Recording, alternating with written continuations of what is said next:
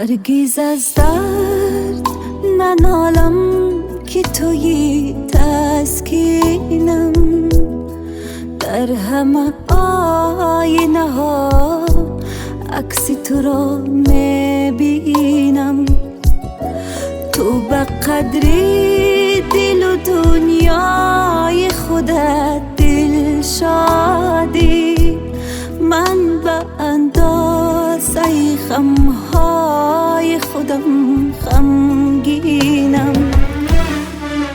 تو به قدری دل و دنیای خودت دل شادی، من به اندازه غمهای خودم غمگینم. عاشقم عاشق حرفات، همچو شیری بری فرهاد.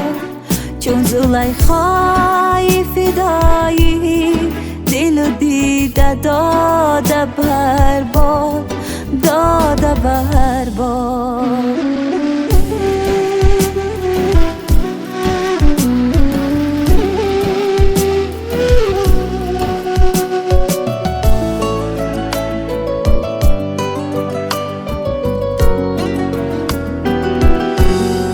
نفسم پیش تو بند است، بیا که منتظرم.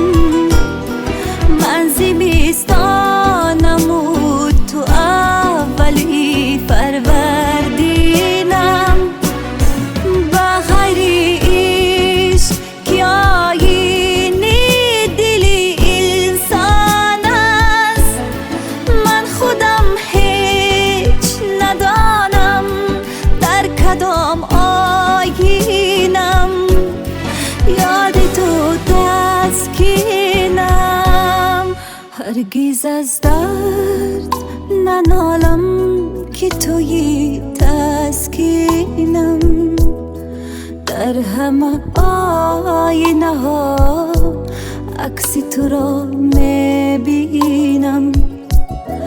تو به قدری دل و دنیای خودت دل شادی، من به اندازه غمهای خودم غمگینم.